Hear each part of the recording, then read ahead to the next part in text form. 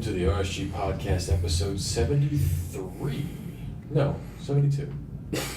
Who knows at this point? We should probably go back and count. Yeah, we probably should. It's 72. It's 72. But, We'll just say 70 until we decide it's 80. yeah. The numbers in between are pointless. Yeah. Right. They're just stupid. It's 7-something. Right. So, tonight we're going to talk about, we all saw the Hateful Eight. Yep. New Tarantino film, new Tarantino Western. It's pretty good. Yeah. Yeah. We're also going to talk about the first 4 episodes of the Shannara Chronicles. Which is the new MTV throwing their hat into the fantasy game realm, whatever. Yeah. Yeah. Based on the Terry Brooks novels. Right. Yeah. Yeah. From the 70s? Well, 70s and 80s. Yeah, the first book came out in the late 70s. Yeah. I've never read the books. These two guys, Connor and Roby, they both read the books. So... I've only read one book. Roby read all the books. Okay, so Roby's the authority on the whole thing Yeah. here tonight, so... But, yeah, we'll do overall thoughts and stuff like that and see what's going on. But let's go ahead and start with the Hateful Eight, if you guys want to. Yeah. So, yeah, we all went recently and saw the Hateful Eight. Like I said, the new Tarantino film. It actually, I don't know, it was good. I liked it. Yeah. I think overall the movie was very good. I don't think it was, like, rave about good. Yeah. You know what I mean? I don't think, I think Django was, like, rave about good. When I left Django, I was like, Yeah. this shit's amazing. It was really good. You should go see it. The Hateful Eight, I'm sort of like, meh, that was good. That was cool. I really enjoyed it, but I don't feel that it was, like, really good enough to, like, I don't know. I don't know. It's sort of weird, you know? It's that weird middle ground for me where I was like, I enjoyed it, but not enough to be like, oh my god, go see this movie. This movie's going to be the greatest movie. It was classically Tarantino, Yeah. and just Yeah. wasn't his best work. Which, I mean, it was not bad by any stretch of the Right. imagination, but he's done better things. Yeah. Well, I feel like it could have been his best work. Really. Because I feel like up until the intermission, it was really, really good. Oh, I agree. It was really good. And then after the intermission, it just became Tarantino. I agree with that. You know what I mean? Like, after the intermission, it's just like, well, nobody's died yet, so after the intermission, we're going to see a whole bunch of them first get shot, and it's going to get blood. Like, the Tarantino gore is going to start going into effect and all that stuff. And sure enough, that's what happened. Well, I enjoyed the first, 20 minutes or so after the intermission. Right. Probably the most of the movie. It was before the Tarantino crazy gore, shootout. Right. But that was when all the detective work was happening. Right. And you see, Samuel L. Jackson trying to piece together what's happening in the plot. Yeah. And that was, like, fascinating to me. I really enjoyed that. Yeah, his And- detective style. yeah, was really interesting. And, the characters were classically Tarantino as well. Like, they walked that... I don't want to say gray, because almost everybody in the Tarantino movie is kind of a shithead. Right. And this was really no different. They're all kind of bad people. Yeah. True story. But, I mean, I don't think, even if it had continued to play to the same tune that it was marching to in the first half of the movie, I don't know if I would have liked it better than, say, Kill Bill.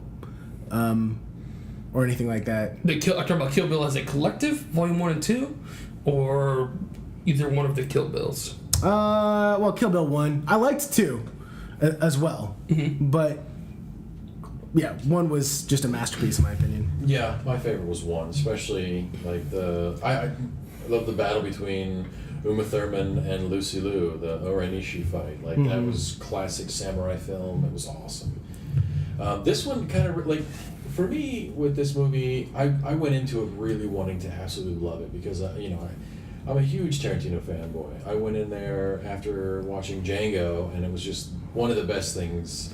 Like, I love Django. Django's ridiculously good. So I'm like, well, that's what he did with a Southern. I've got air quotes up because that's what Tarantino calls Django, as a Southern. So I was like, well, if he's going to throw that in as a Western, then, yeah, there should be no issue. It's gonna be awesome, but like it didn't really grab me. Like, I mean, it was fun. I liked it, but it didn't. I don't know. It's almost like Tarantino being Tarantino in a Tarantino film, and I guess I mean, it's his style. He it's awesome, but I don't know. I guess I probably expected something a little bit more. Well, there's one thing. There was no cameo by Tarantino in this movie, which was interesting. Right. Well, I mean, he had a little bit of a narrative part, though. Yeah, but there's no him showing up ever. He made a big deal of shooting it in 70mm, which gives you a wider, bigger picture with a much higher resolution than normal. And then he shot 90% of the movie in a single room. Yeah. Yeah. Which seems weird, because a lot of the outside shots were really beautiful. You had this wide, stunning vista of the snow-covered Wyoming and all this, But then most of the shots again were in a tiny little room for the most part. I didn't really mind that though. I felt like that actually gave a lot of gravity to the situation that they were in. That they were sort of confined to this room and how just awful it was outside and how just harsh. And that they had to be in this room together. It was like a little prison with a bunch of people who want to kill you. Right. It kind of harkened. Sorry to interrupt you, but it kind of harkened back to Reservoir Dogs, because there was a little bit of the outside, but then the majority of it was spent inside that warehouse. Yeah. So he does that small space good. Yeah. Well, it's important because it favors to what Tarantino does best, which is dialogue in reality. And the dialogue in this movie I thought was good. Well, I'll tell you what I feel like really, I'm not going to say sunk the movie, but I think kept it from being, the masterpiece it could have been, was that, you have the first half of the movie and even a portion of the second half of the movie that is, it goes out of its way to put you in the scene, put you in this time where it's this rough winter, you're running from this blizzard, you're just attempting to, in general, survive. And it's very realistic, it's very Western, and it's very real. And then the second half of the movie is this over-the-top gore, it's this over-the-top craziness, and it really sort of pulls you out of that. And it's less impactful because, you get sucked into this scene that he's setting, and then he takes you out of it. Well, and there was no twist. You know what I mean? It was Kurt Russell was always suspicious that at least one of these fellows was here trying to rescue Daisy Domergue. Yeah. And that's exactly what was happening. You know what I mean? There was no I think it would have been better if the fellows who were there for something entirely different. And it was just that sort of suspicion and stuff and crazy paranoia and stress of being there for, a day or two or whatever had driven them all to the point where they shot each other. I think it would have made it a better movie. But the fact that it was just played straight felt a little weak to me. Do you think that, this movie has had a lot of controversy going up to it? I mean, someone leaked the script early on, Tarantino wasn't going to do it, then you said he was going to do it. Do you think that maybe, his heart just wasn't, it was in it, but it wasn't in it, because of all the negative that happened beforehand? Do you think it was just, he was contractually obligated to create a film for the Weinsteins, so he's well, I have to do it anyway, so I'm going to make it nice, but at the same time, it's not, his best, you know what I mean? It's not he really threw everything into it. Now, mind you, I'm speaking this as, I've never made a movie, so I can't know the ins and outs of... Yeah, I don't know for sure, you know what I mean? That's just what I was thinking about. I think that, I would say no. I would say no, too. I mean, he clearly put a lot of effort into doing this the way he wanted to do it. True. Even to the detriment of, theaters and actually releasing it to the public in a much more difficult format for theaters to actually present the movie in. Mm-hmm. I think he really wanted to do it, and despite the setbacks that he had early on, I really just think the problem comes into Tarantino getting a little bit too wrapped up in what Tarantino does, as opposed to stretching his wings a little bit, because the first half of this movie was, in my opinion, really fantastic. It was slow, but it was really good, and I was really into it. Yeah. But and if they had just calmed down the craziness, I think just a tad, and as Roby said, I agree with what he said earlier, just perhaps played it where, the suspicion of other people is what got everyone else killed, as opposed to literally the entire group of people already there. Being there to rescue to rescue Daisy Domergue, which is which was just playing it straight. You know, I mean, I would rather have seen him play it not straight. Yeah. I would rather have seen something like that. You know what I mean? Because I think he was doing a good job of like building tension with his dialogue and stuff like that. You know what I mean? You could like, whenever the what was his name, Mannix, Chris Mannix. Yeah. Whenever he would talk to Samuel L. Jackson's character, you could tell Samuel L. Jackson's character was tired of that shit. You didn't want to hear any more of it from this Confederate guy or whatever, you know. And then they roll into the room and the general's there, and it's just gonna get worse. I'll be honest, that was also a thing that I didn't really like. Like, the whole relationship between Samuel L. Jackson's character and Chris Maddox, the actor who plays him, I can't remember his name. It's Walton Goggins? Walton Goggins? Yeah. Oh, he played Laffer in American Ultra. Yes. But he was good at that, too. Yeah, he also played Dewey in Justified. Oh, okay.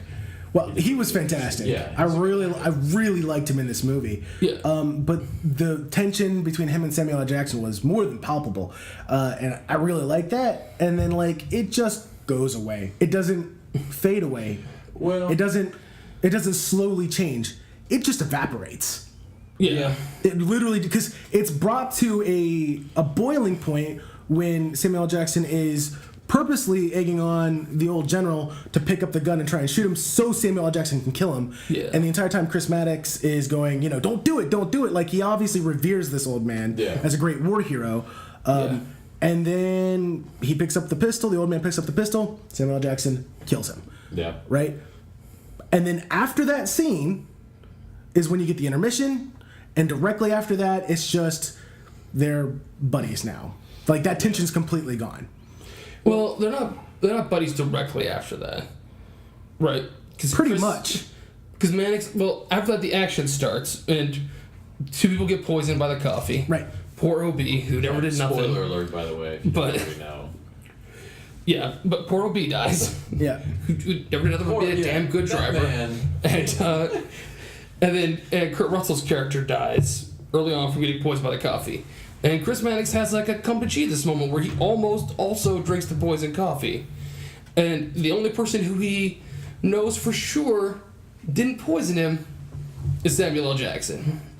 That's true. Yeah. You know what I mean? So I don't know if it's so much that the tension evaporates as the circumstances have changed to the point where he's like, the only guy who I know I can trust is this guy right here. Because he didn't try to poison me. Anyone else could have been trying to poison me. But there's also, like, no repercussions. Like, because directly after the scene where he shoots the old man, like, it doesn't go crazy right away, right? There's still some exposition. And there seems to absolutely be no repercussions. There's no argument. There's no of him being upset. And maybe that's just because he's holding the gun. Right. But, I don't know. It seems a little weird considering how... Well, they did try and play some of that when, like, after they killed off Michael Madsen's character, Joe Gage. Joe Gage. Right, they killed Joe Gage, and Senior Bob's already dead.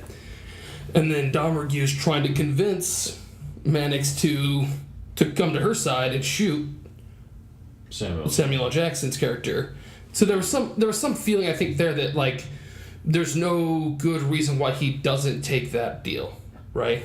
Because why does he like Sam? Like, what's keeping him from just shooting Samuel L. Jackson? We know he doesn't like black people. We know he's Confederate, and that's how he feels about them. I think the reason why is because he actually was the new sheriff. Yeah, He could be. legitimately the sheriff. I think he was legitimately the new sheriff. The new sheriff. And that's the reason why he didn't do it, because, like, he was still doing his job, which is part of the reason why I really liked his character at the end of the movie specifically, was because, like, at this point, you're like, it seems like he really was the sheriff, and, like, he's actually a decent dude, even though he has huge racial flaws. He's a giant racist, but, he is a guy who seems to, want to do the right thing, and that's kind of that was kind of neat. It was kind of a neat point, considering it was like sort of actually the whole movie almost felt like it was like a character development story for Chris Madsen. Chris Mannix, or Chris Mannix, sorry. like it kind of was. It was sort of like the development of him and, like, really Marcus, whatever his name was. Marquis, I think it was, for the Samuel Jackson's character, like, they were ended up being like the most important character because it was sort of always advertised like Kurt Russell was the star, but and he was Kurt Russell's mustache was the star. he was the biggest character for a long time in the movie, but he got killed off pretty quick once things started developing. Well, but that had to happen though, because I was thinking like I remember leaving the theater going, I wish there was more Kurt Russell in that, but I mean. Kurt Russell would have sniffed that out immediately. I mean, if he didn't get poisoned by that, he would have just killed everybody except for people that were in his coach. You know what I mean? Mm-hmm. So, I love the whole Lincoln letter thing that they had going on. Oh, that was fantastic. Yeah. And Samuel L. Jackson's reasons for forging a Lincoln letter was just amazingly correct in my opinion. Oh, it's spot on. Yeah. It was just... It makes perfect sense to do that. I would have done that in his shoes. You know what I mean? So. Well, what Quentin Tarantino does like pretty well, and even more so in this movie than, well, I shouldn't say more so. I would say equally well in this movie as Django, perhaps, is that he lays it on the table. He is very blunt about the message he's trying to get across, right. Especially when it comes to subjects of racism. And he doesn't pull any punches. He's blunt about using the N-word a lot. Yeah. Yeah. Like, a lot. It ran your neighbor away. Yeah. In the theater. Yeah. There was a gentleman sitting beside me who got up after the first 20 minutes of not even the first 20, and got up and left. I assume because he was offended. He seemed like it. Yeah. But have you not seen a Tarantino movie, I guess? Right. But, I mean, it goes out of its way to, like... How do you sign up for something like that and not, like, understand where you get into? Well, I mean, the point I think he's trying to say is, like, racism is real, and it's fucking ugly. Yeah. And this is what it looks like. Yeah. You know? Well, and he's saying that... And I love that he, like, puts out on the table, like, look, these are, like, people's justifications for it. You know what I mean? Like, what does Samuel L. Jackson say? Like, the only time a black man is safe is when the white people around him are disarmed. Yeah. You know, and so he had this letter that says he's got the approval of the most important white man in the land to say that it's okay to be around him. We can be disarmed around this guy because he got that approval or whatever. Yeah. You know, and Mannix says at some point, like, the only time the white folk are safe is when the black folk are scared. Yeah.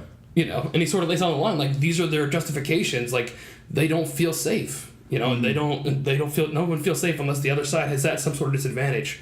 For whatever reason. Like, I don't think it has to be that way, but that's their justification for acting the way that they do towards other people of other races. Well, and he does a good job on the fact that certain characters exist in the movie as they do alone to, like, sort of dissuade you from the idea that racism is a necessary evil. Right. I guess. I don't know if that's really the way to put it, but he, you know, a lot of his stars. Samuel L. Jackson is one of the most powerful characters, every time I see Samuel L. Jackson in a Tarantino movie, the more I love that man. Yeah, as you an know actor. it's going to be good. Oh, he's so good. But you know, just the fact that he's in there and the part that he plays is so important and so pivotal. You know, you can tell if you have any like illusions that Quentin Tarantino is secretly racist. Right. You know he's not. Yeah.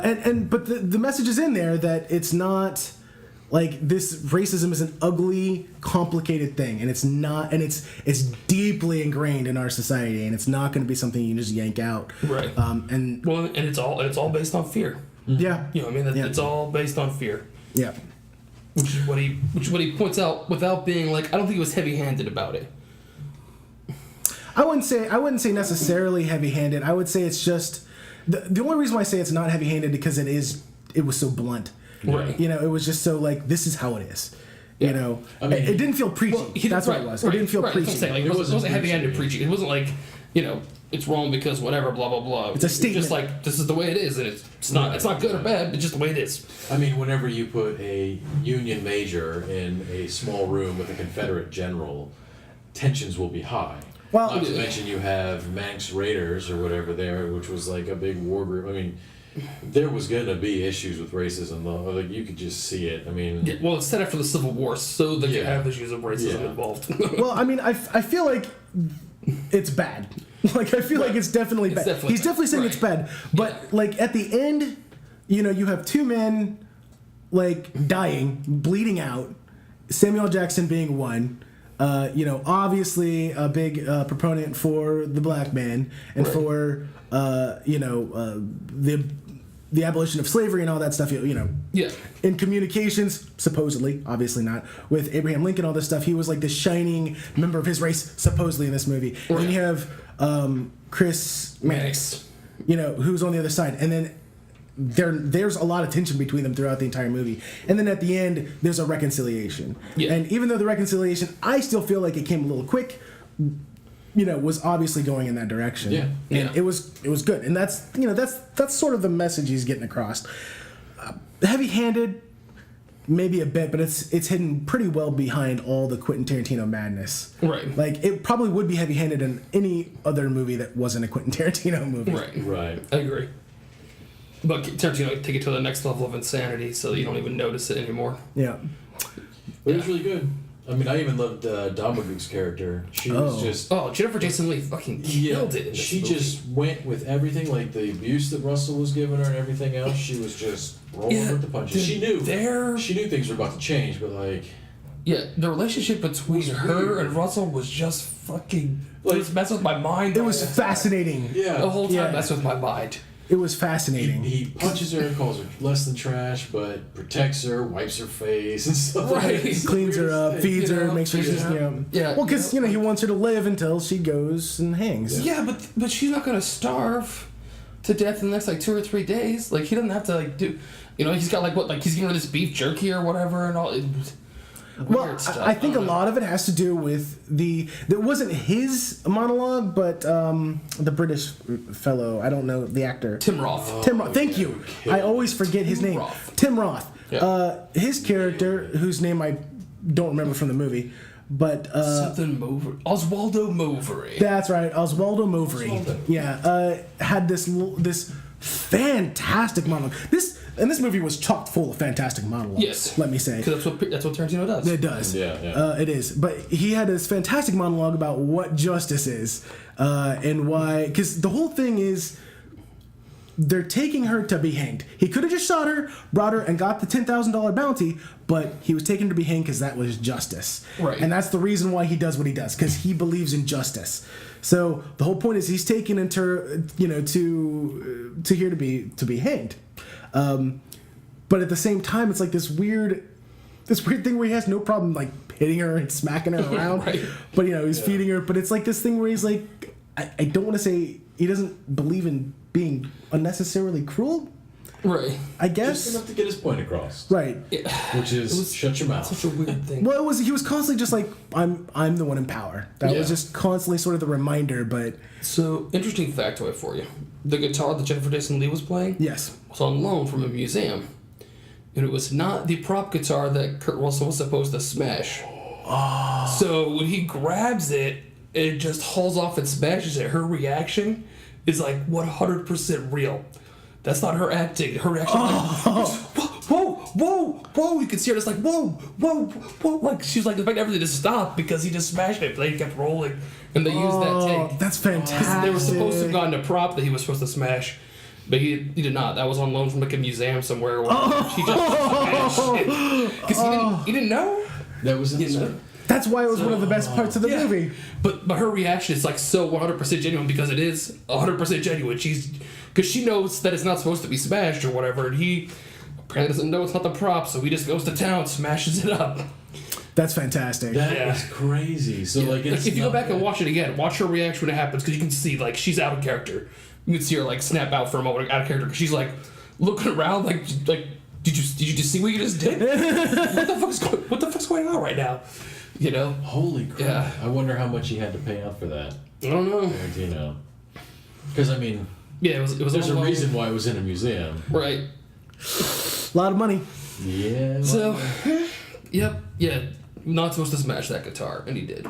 There's supposed to be a prop when he was supposed to smash. Oh, man. Well, I'm glad he used that clip though. It was pretty fantastic. Yeah. That moment. Well, Tarantino's known for that kind of thing, like the whole scene in Django where Leonardo DiCaprio during the dinner scene where he smashes the glass or whatever, and he actually like cuts his hand or whatever. Like that's real. He cut his hand. He wasn't supposed to. That's real.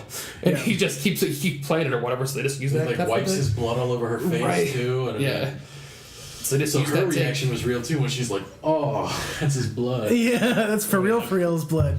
Yeah. Oh man. No. But I would say I really liked the movie. It just wasn't Tarantino's best. But What would you say is Tarantino's best? That's Death Proof.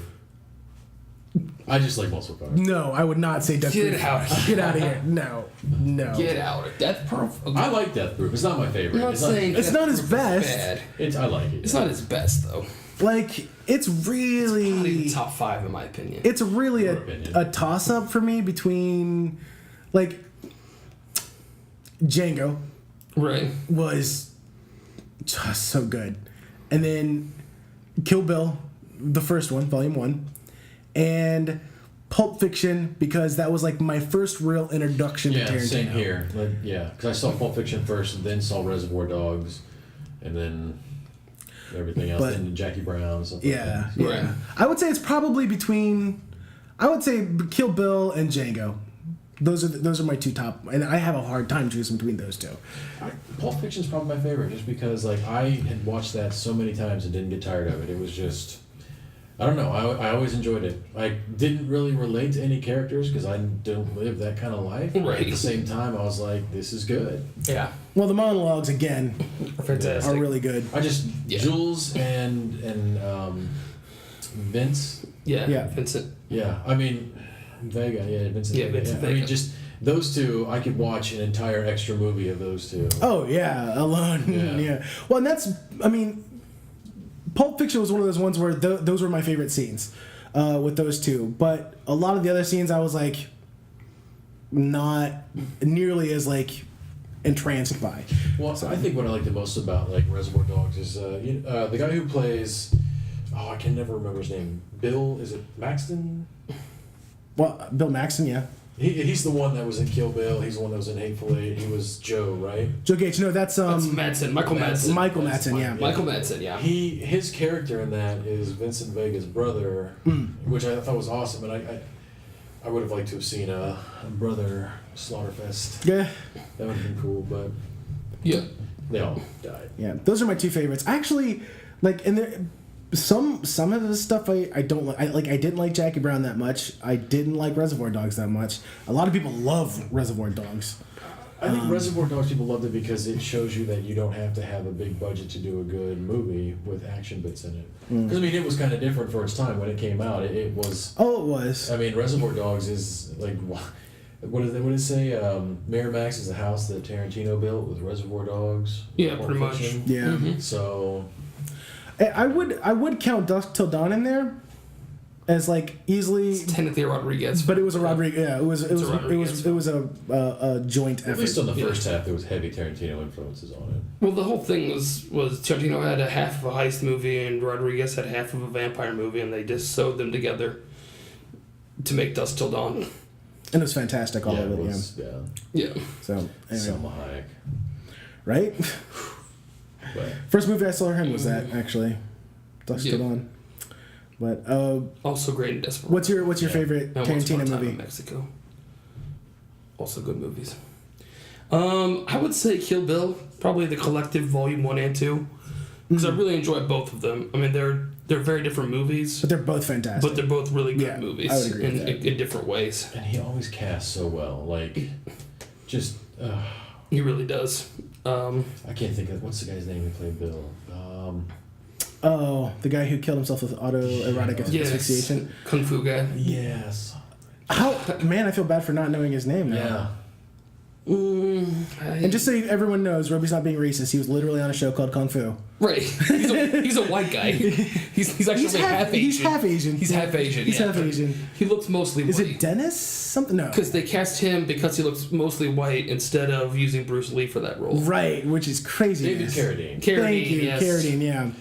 Yeah, because you get a little bit of that back history when you watch Dragon the Bruce Lee story, and it shows Jason Lee, who's playing Bruce Lee, going in to talk to them about Kung Fu. Yeah. And then, because it like... It was his idea. it was him and McQueen's like baby. Yep. Yeah. And then the guy was like, yeah, we can't use him. He's too Asian. Yeah. And with David Carradine, who looks mostly white. Yeah. Crazy. Yeah. Yeah. But, It's going to spread peace across the West with Kung by Fu. punching him in the face. Yeah. Yeah. Anyway, but what is your favorite Tarantino movie there, Ryan? Oh, Pulp Fiction. Pulp Fiction. Okay, Pulp Fiction. Okay, so. Ooh, Kill Bill. Yeah, Kill Bill's just. Kill Bill was nice, and Kill Bill brought me back. Like, when I first started watching Kill Bill, that's when I started to really seriously think, maybe I want to do writing and TV and film and stuff like that, or at least check it out and see what it's about. So, I mean, that's what kicked in a lot of my creative stuff, is watching that. I mean, Kill Bill definitely spoke to me, but it was not my favorite. Yeah. Understandable. I think it's Uma Thurman's finest work. By far. Yeah, hands down. Yeah. Wait, you didn't like Miss Poison Ivy? No, I did not. I'll put that question straight. No. Yeah, not so much. No, I did not. Not so much. Well, I mean, yeah, no, but yeah, it was not good. So overall, what would you give Hateful Eight out of a 10? Out of 10? Out of 10.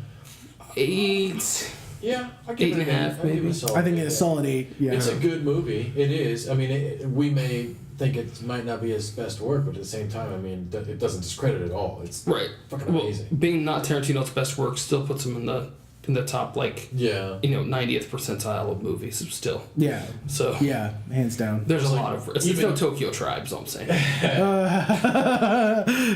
There was an interview that Tarantino did a while ago where they were asking him what he felt his worst movie was, and he was like, well, my worst movie, he goes, I don't think any of my movies are bad, but I would have to say the one that was probably taken as the worst would be Death Proof.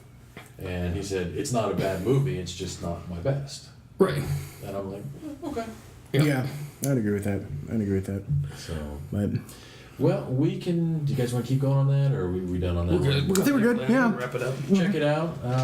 Preferably go see it in the big theaters. It's good. Yeah. I would suggest it's worth it, the yeah. money to pay. I mean, it's definitely worth like $10. Honestly, what was it originally shot in again? 70 millimeter. Oh, that's right, 70 millimeter. If you could see the 70 millimeter version, I would suggest seeing it in that, simply because there's this weird intermission that in the 70 millimeter version there actually is an intermission. Yeah. If you see the roadshow presentation. Yeah. Yeah. Because they are showing it also in 70 millimeter without the roadshow presentation. Oh, are they? But they wrote in the roadshow presentation, you get like a little pamphlet, you get a program to see the film with that comes with the booklet. That's cool. Yeah. He did the whole thing as a big event or whatever. So you get a little pamphlet. Whatever, you come in, you have a 15-minute intermission in the middle, then you come back in and watch the second half of the film. Whatever and all that. It makes the intermission portion of the movie when you come back a lot less jarring if there actually is an intermission. Right. I bet. Yeah, as opposed to him just like switching up to like some narration. In the past 15 minutes while you've been gone, I didn't leave. No one left. It hasn't been 15. It's been 10 seconds. Yep. Yep. So I wonder if the DVD is going to have the two options on there, where like you can watch the 70. I mean, it's obviously not 70 millimeter film on the DVD, but at the same time, it's got the intermission. It's got like the little bit to it. Well, everyone's special director's cut will come with the pamphlet. That would be cool. Right. You still see the 70 millimeter filming, right? Yeah. Because it's still filmed on 70 millimeter film, right. and then transferred to digital. Letterbox. But you don't have it's not the same as watching it on an actual film reel. True. Because we see it all in digital, right? So I'm sure it'll come with the option to intermission, right? Or you can always just pause it. It'd be kind of it'd be kind of cool. You can just pause it back. In 15 minutes, we'll be back. Yeah. Everyone go pee. It is kind of a long movie, but it's not that long. I didn't think. I never sat there going, "Hey, this movie's long." Right. Well, no, I never. Right. And that's part of the reason why I think it's an 8. At no point did I ever like pull up my phone and be like, "What time is it? How much longer does this movie go on?" Like Return of the King, when you're just like, "Oh, we're going back to war." Right. All right. But all right, let's see. Let's talk about a little bit about the Shannara Chronicles. Yes. The made by MTV. It's made by MTV for MTV. They're the producers. Yeah. And also Jon Favreau's involved. Yeah. Which is part of the reason I think that I ended up not hating it. I would probably agree with you heavily. I'm about to say that I think Jon Favreau is a big part of that. Yeah. But because he's the original guy who started off Iron Man. Without Jon Favreau, there'd be no MCU today. Yeah. Because without his success on Iron Man, we'd have no MCU. Yeah. But he made Iron Man fucking cool, and that worked out for them. God, I still love watching that movie, Iron Man, the first one. The first one's still really really fantastic. I think they should have left stuck with the same guy being Rhodey. I can't remember his name right now. Terrence Howard. Yeah, Terrence Howard. They couldn't because Terrence Howard had a dispute about Money. Yeah, Money. he Yeah. felt that he should make the exact same amount as the premier star for the film, Robert Downey Jr., even though he wasn't in the movie the whole time and his character really wasn't like a big part That of important. it. Yeah. So Of any of the 3 movies, in reality. yeah, when he Right. backed out and the other guy took it over, I was like, yeah. Right. Now the guy's been in the Avengers. Like, Well, that's weird, actually, to hear you. I know, because I'm a Don Cheadle fan. I agree. You were I gay think, for Don Cheadle. I think Terrence Howard was the better Rhodey. I'd agree. Well, I mean, I wonder if Terrence Howard ever looks back at it now, considering what all Cheadle's been in based on that role. Like he's going to be in Civil War. He's going to be a huge part in Civil War. Like I mean, that's Maybe. a lot of money he decided to pass out. I mean, just because he Terrence Howard's got Empire now, though. That's But is Empire any good though? it's popular. It's very it makes popular. a lot of It money. makes a lot of money. It's very popular, and it makes a lot of money. Whether I've never watched it, so I can't speak to its quality, but I know it's very popular. As far as I don't know, I would say I would agree. I think Terrence Howard was actually a better Rhodey, but overall, I would say Cheadle's a better actor. I'm gonna go on the line and say more accomplished, not necessarily more successful. I don't know what their actual paychecks are, but Right. I would say he's a more accomplished actor. But he's I would also agree with that. night and day. I mean, Don Cheadle's completely different personality type than Terrence Yeah, Howard. Terrence Howard. I mean, yeah, I couldn't see Don Cheadle being hustle and flow. You know what I mean? Right. It doesn't work. Well, Terrence Howard had a much more he was better at playing this sort of like military man part. That Right. I think Cheadle is doing fine, just not as well as Terrence Howard could have done it. Right.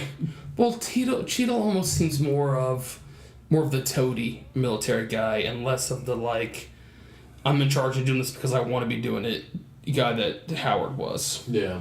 You know what I mean? He seems more like, Tony, I don't really want to... Cheadle seems more like, Tony, I don't really want to do this, but my boss is making me, so can we please have an Iron Man suit?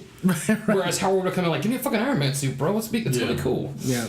But Cheadle's more of I don't really want to, but my boss is making me, so come on, just give me a favor, bro. Come on. I understand what you're saying. Yeah. So I don't like him as Rhodey as much, but Yeah. anyway, back on point here. Yeah, Talking we got about Shannara way Chronicles. off topic. And so, it's based on books from the Sword of Shannara trilogy by Terry Brooks. Tell me what to do.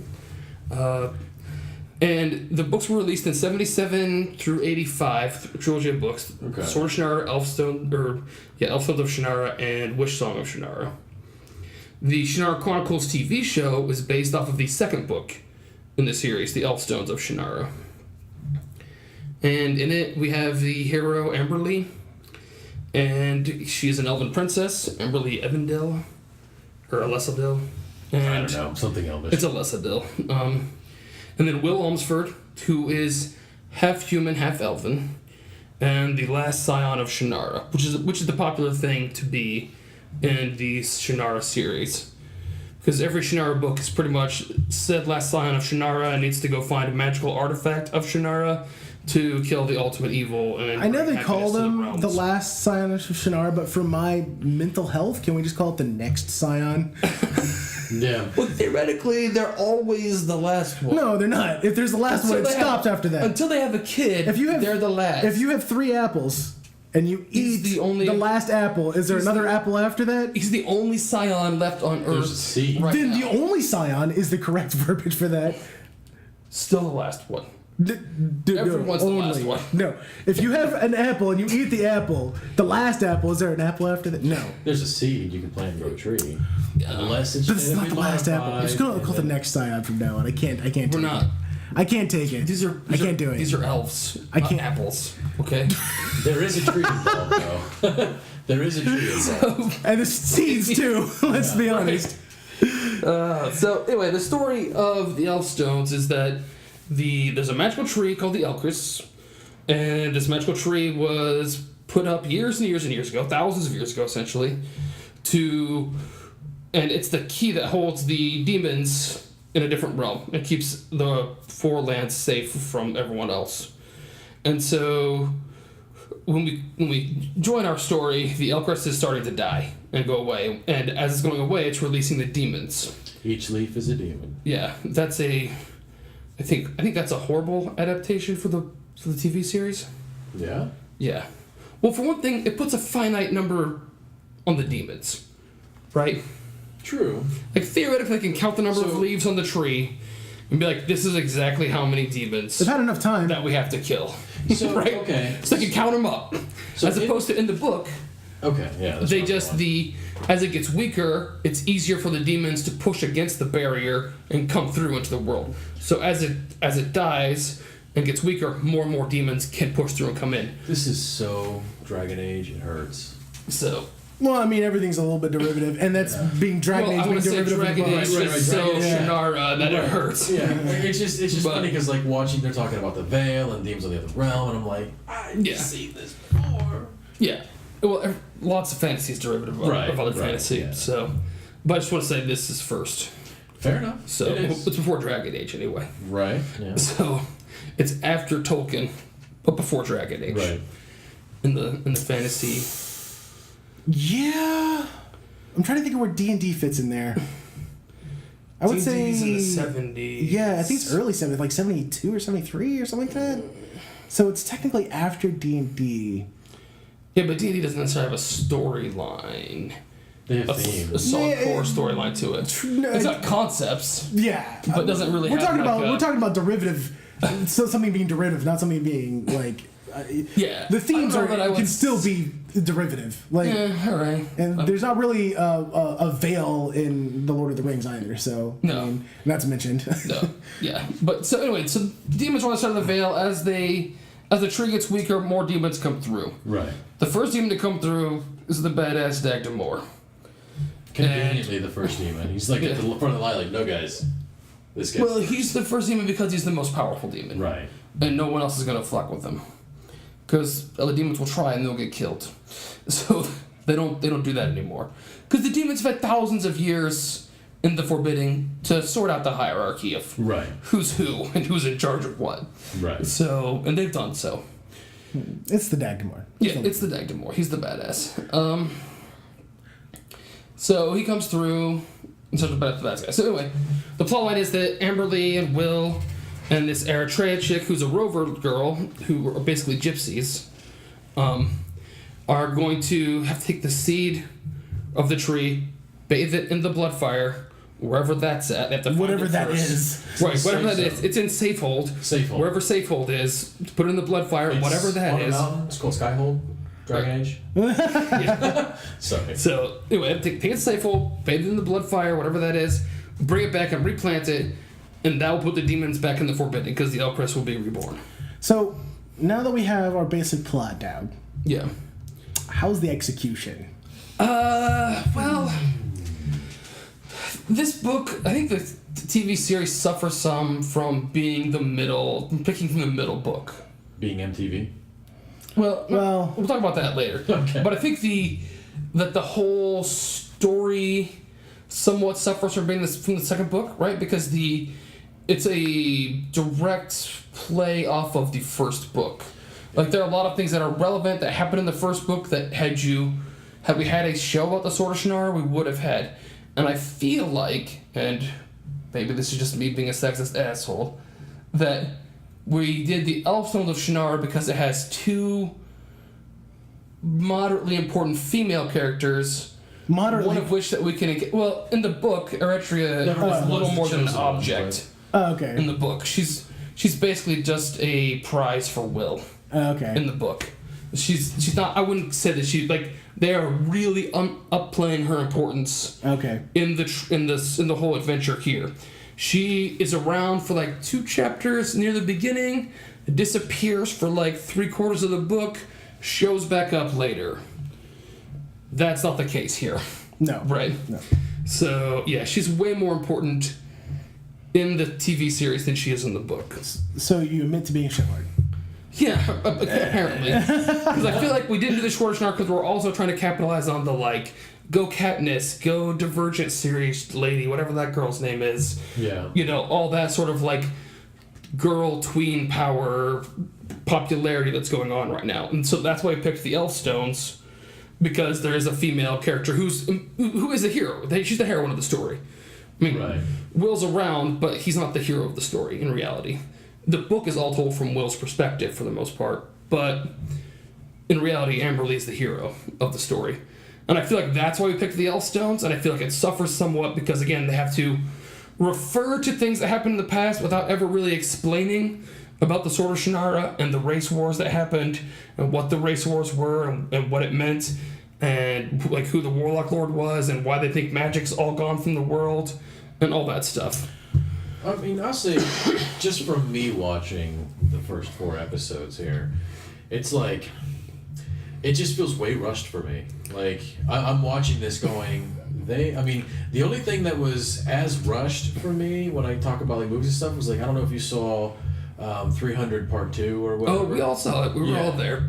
That's true. Yeah, I keep forgetting. Yeah. But, I mean, it's like something happens over here, which is miles away from over here, yet they're there. Yet they're there. And, like, we need to go on this quest. Okay, this is important. We have to do this thing with the tree right now.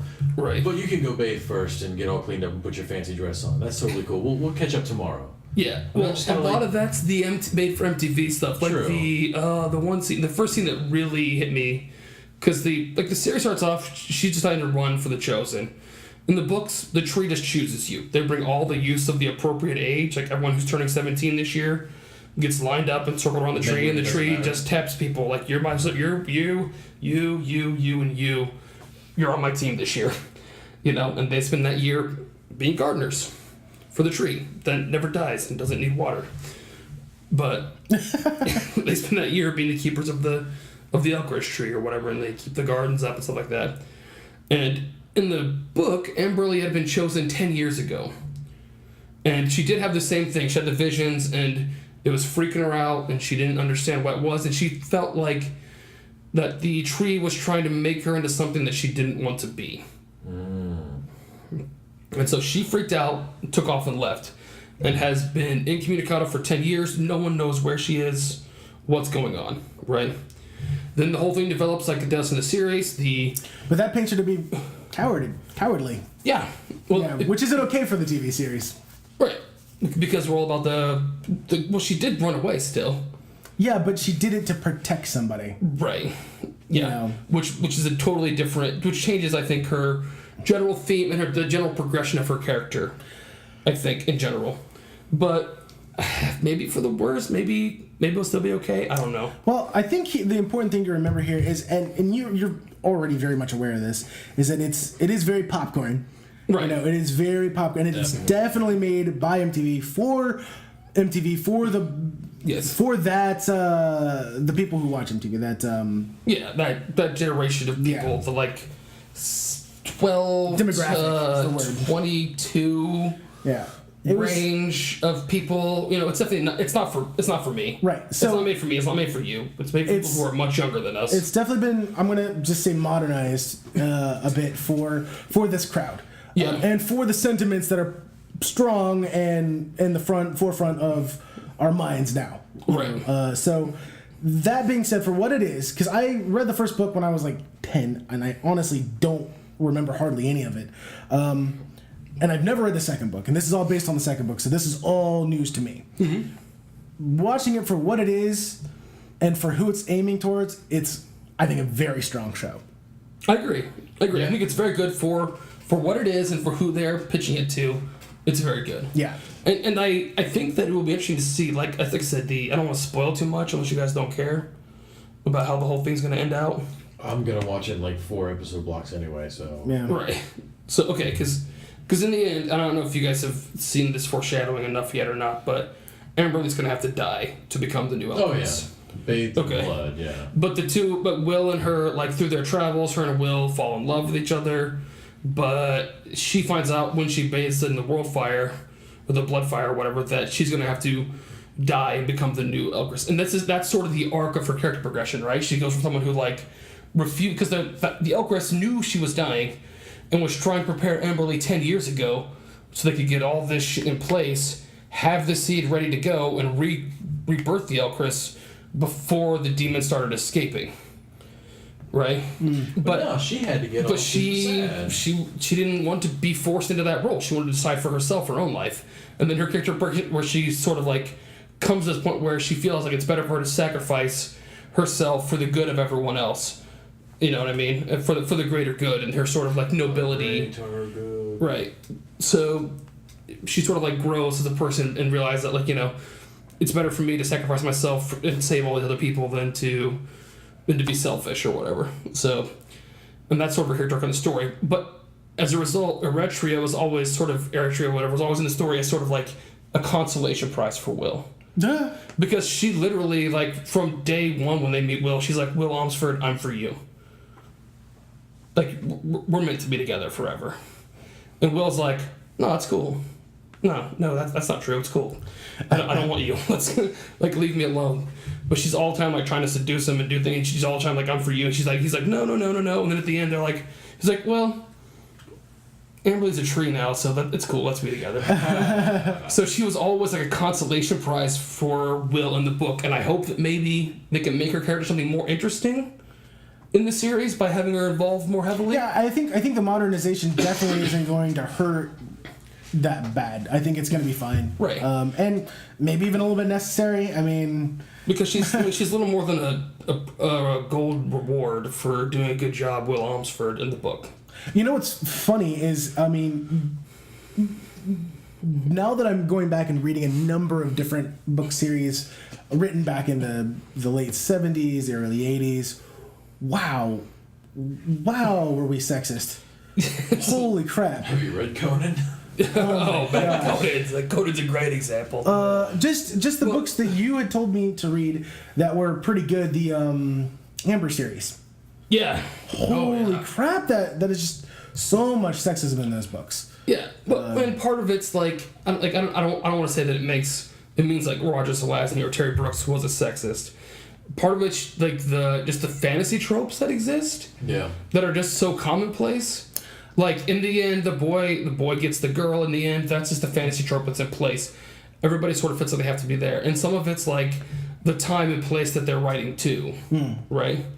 Like in Amber especially. Oh yeah. It's the time and place that they are. No, and I'm gonna go ahead and say they're sexist. That's or at least were, but it was a social norm sexist. It was a of the time sexism. Right. Which, I mean, the nice thing about ignorance is that can be cured. Right. Whether or not they're still sexist or not, I'm not gonna speak to that. But, right. You know. Yeah. Well, I mean, and part of it's just like I said, the tropes that everyone will buy and will read. You know what I mean? So. Right, yeah. Well, at least at the time, like I said, we're getting a whole new sort of thing nowadays. Right. You know. Which is an interesting evolution of how things are. You know, yeah. You see a lot more.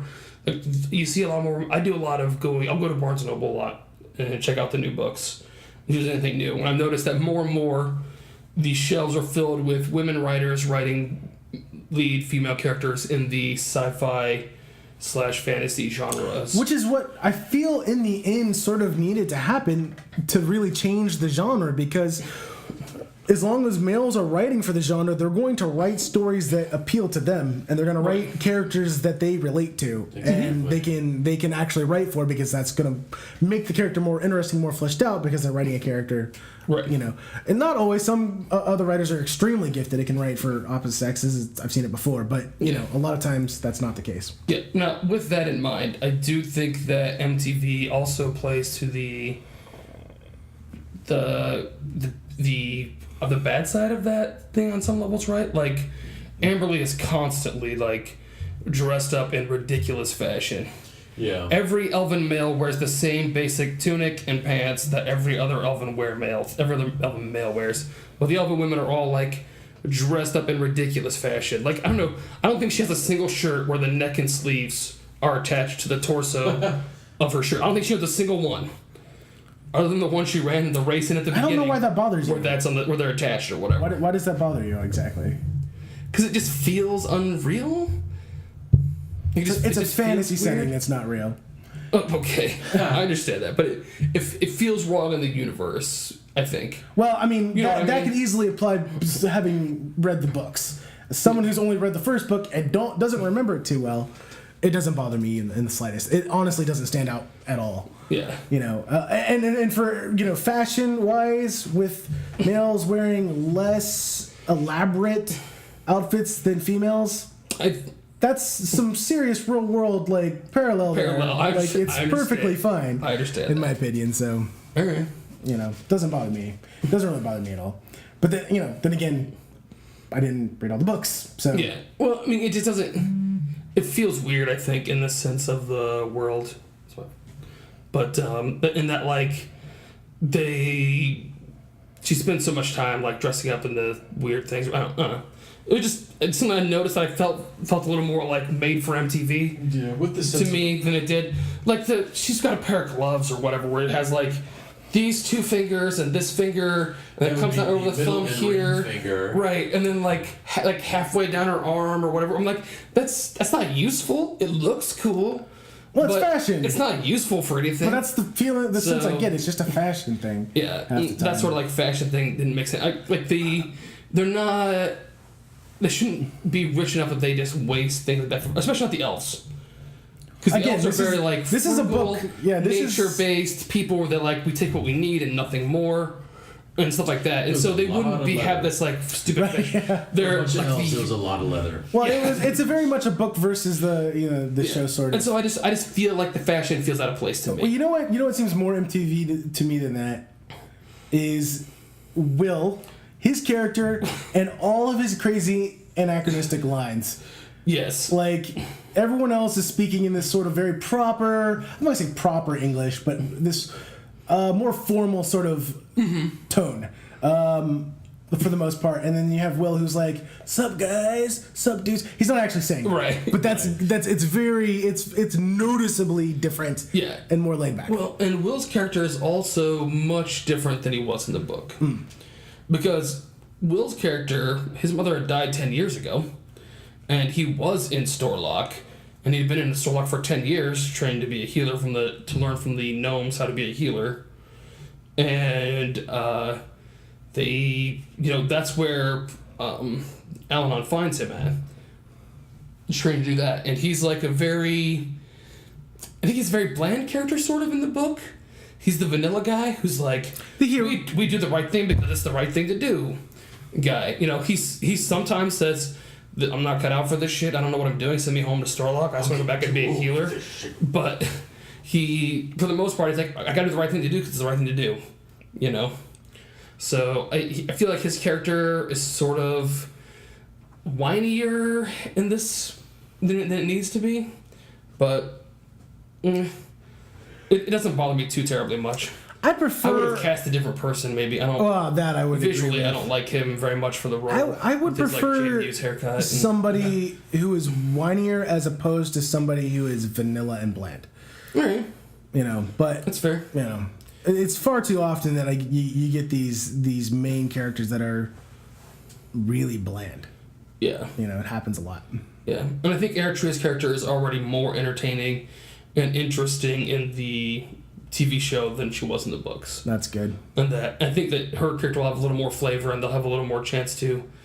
But again, I think they're just developing a love triangle with him, which is why they chose to put her in more of the book, right? So they can develop the love triangle because it comes out between the three of them, and you know what I mean. And she is the consolation prize for Will at the end. So it'll be interesting to see if they still go that same route. Or if they My guess is that they do. That's rough. Anyway. My guess is that Eritrea and Will still end up together at the end. Well, yeah. The question is how will the journey be the same? Right. Well, the journey will obviously be somewhat different. Yeah. And the question is will continue like he's already not said no. So right. In this show, like they've literally already slept together. So he's very careful to not. He was assaulted. That was my favorite part of the show is how Eritrea is always just like it's the sexism role reversal, where he's just always talking to him like he was a woman back in the 80s or whatever, right. Or even 90s really, where he's like, oh, you seduced me, you're just a tease. Yeah. And then she's like, oh, Princess is gonna want my sloppy seconds, and I'm like, that's fantastic. I love these lines. Oh man. So, pardon me. You guys want to go ahead and call it that? Or? Yeah, I think. Well, let's give her our not review. I gotta talk about Al-Anon first. Oh gosh, okay. Okay. In the book, Al-Anon is like, he's a druid. And he's the last druid. And he... Actually. Yes, actually the last druid.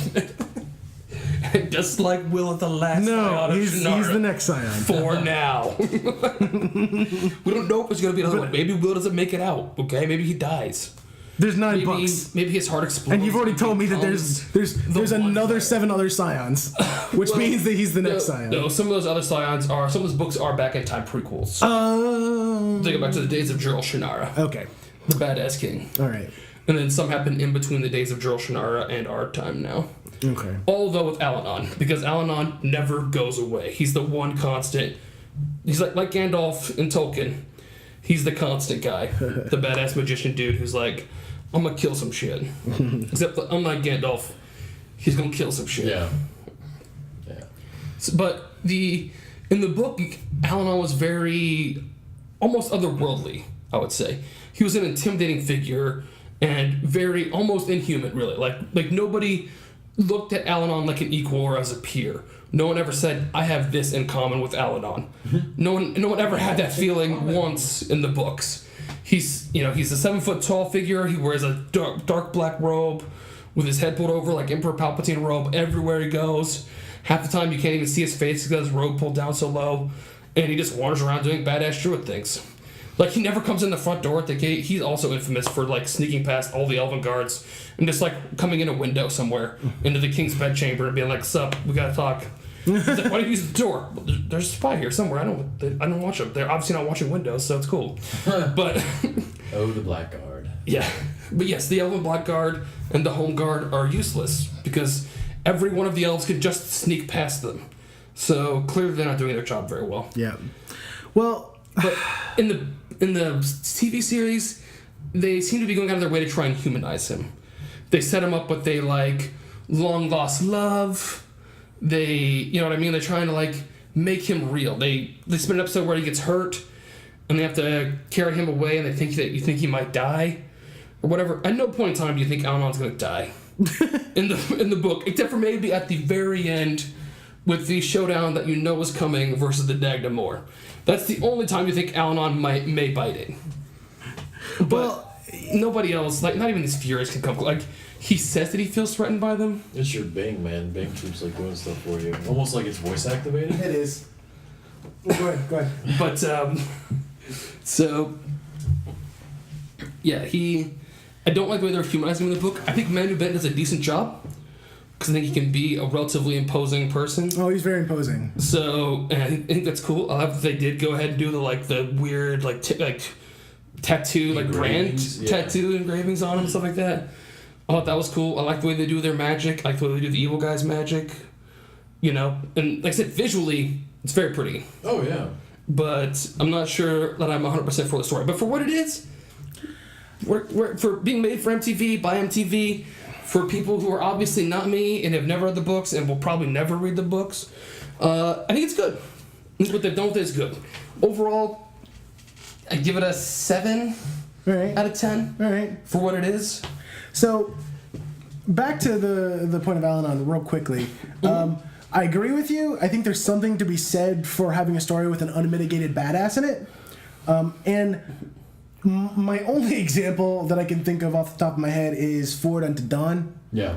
Where, once Chief shows up. The Chief shows up and there's no humanizing him or getting to know him. He is a stoic, mysterious, unmitigated badass. Yeah. And that is just what he does. Yep. And it's fantastic. And it's and I think that's what they should have done here as well. Right. Well, I think it's sort of exemplifies everyone else's humanization. Right. It sort of amplifies all that next to this this stark contrast of Al-Anon, who is not human.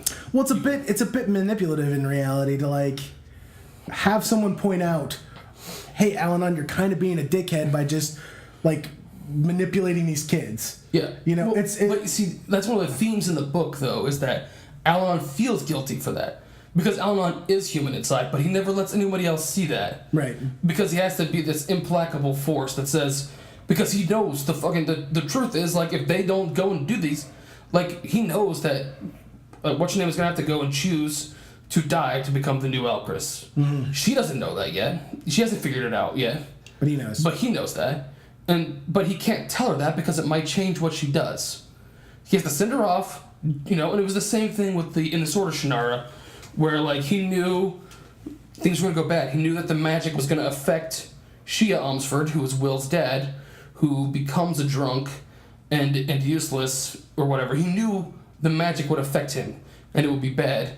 But he also knew that if Will didn't go and do it, the Warlock Lord would win and all of humanity would be wiped out. Yeah, and it's just and this evil is would rule the day. And this is just sort of a manipulative thing that they're doing. I don't want to call it manipulative. It's a little blunt thing that they're doing in here, as opposed to, I guess it's the easiest way to like have exposition on that very subject without going into his head and giving him an inner dialogue. Right, and giving him inner dialogue. Yeah, because he does have inner dialogue in the book. Yeah. So, I don't know. It's interesting. I don't dislike Al-Anon's character so much. They've done a lot of changing of other people's characters as well. Like, the two Elven's princes are quite a bit different in the book than they are here. And I think Eventine Lesadil, the current king, is much older in the book than he is here. Yeah. Like, Rhys Davies doesn't look to be, like, on his deathbed in the next couple of years. Yeah. He looks pretty healthy still, so... But I would agree with you on your score. I would give it a solid 7 of 10. I enjoy it for what it is. It obviously isn't aiming to me, so it's not speaking to me highly, but doesn't keep me from enjoying it for, just a little popcorn. The visuals are really, really, really pretty. Yeah. Visually, it's quite impressive for just a TV show. Yeah, well, and even some of these made for MTV scenes, I think I really enjoy it. Like the scene where she comes down to the ball after fainting in front of the Elcris tree or whatever. Yeah. And it's the first time she's been out of her room for like 3 or 4 days or whatever. And she comes down to the ball and she like walks up onto the balcony and the music starts and everything stops. It's a well done scene. And visually I enjoy it. It's a teen movie scene. But it's a teen movie scene. Yeah. It's a teen movie scene still. You know what I mean? I think the visuals are all interesting and everything but it's a teen movie scene. What do you think, Ryan? I'm gonna finish the season. I'll check it out, see if I like it more. Some things of it I didn't really like. I mean, the whole there was still rubber on tires on cars. Yeah, that was a bit anachronistic, and that I think they tried too hard to push that this is future Earth. They did, but there's a couple things here. We only know that shouldn't exist because Roby, who's read the books, has told us this is True. 7,000-8,000 years or more in the future. I wouldn't have known that. Yeah. At this point, we can go, hey, there's a couple in 1,000 years. Okay, 2,000 years. Even the elf guy says it's been thousands of years since the Elcris tree was 2,000. It's technically thousands. It's thousands of years. Right. Yeah. But okay. No one ever says thousands about 2,000 years. Yeah, they do. Carry on, Ryan. Thank you. 6.5. It's not really wowing me, but it's entertaining. I mean, I don't much care for teen angst. I didn't care for it that much when I was a kid, but at the same time, it's there's a fair amount of teen angst to this show. So, but I'll finish it. I'll see where it goes. It could get better. I mean, this is the first half of the first season of it, so I mean, essentially, this is all the pilot. So, yeah. I guess the question is since they're doing the books, are they going to be hey, let's just fuck this right in the butt and after this season's done, assuming they finish the book in this season, and just continue on, write our own shit for the same characters, or do they go on to the next book, or do they stop entirely? I have that hard feeling about whenever I see a book series is coming to TV. That, I mean, to me, if you're going to bring a book series to TV, you have to understand there is a specific ending point. Once you reach that end point, you shouldn't go forward anymore. But I think a lot of TV fails at that. They always want to do, well, this is polling good, this is rating good, let's just go do our own thing, and they end up ruining it for me. Okay, I think that used to be the way a lot of TV was done. I think TV, especially in this new generation of HBO and all that, I don't think HBO will continue the Game of Thrones books, the Game of Thrones series beyond the book conclusion too. I think they'll reach the same conclusion in the end. They'll get there different ways, obviously, because the butterfly effect is in full force now in season 5 and 6 and 7. Because the little changes they made way back when to suit the television or whatever have brought about massive changes now near the end. Just pebbles or a tidal wave. Yeah. So, but I think that they will, but I don't think you'll see them go beyond what George R. R. Martin, the conclusion of George R. R. Martin's story with that. You know what I mean? I think TV is now becoming more about telling a narrative arc over several seasons, Okay. and then finishing it up and moving on, as opposed to doing like the episode, like the Jeffersons or whatever back in the day, where you'd have like straight episodic TV, whereas like this week they face a different problem based on whatever, you know what I mean? And they finish it up in that same week and all that stuff. Yeah. So I think you're gonna have. I think TV's headed more towards more of a Nor, like we tell a larger narrative arc over the course of several seasons and then wrap it up and move on to something else. That doesn't mean they can't still jump the shark. They can. And will they... Now, I think they set it up nicely, right? Because they've called it the Shannara Chronicles, which means that they can tell a different story. So they can jump ahead in time or back in time and tell other books if they want to, all set in the same world. Yeah. So yeah, that's the question. Are they gonna because if they do, obviously it's like all new actors, it's all new a lot of stuff. Right. Well, which is a big change. Alan will be a constant. Right. Alan will be in all of them, so it's true. They better sign Manu Bennett for like a 10-year deal. But well, I guess at that we can go ahead and call for tonight. Thanks for coming out to RSG Podcast episode 72. Check us out at Facebook at Random Subject Generator, on Twitter at RSG Podcast, and rsgpodcast.com.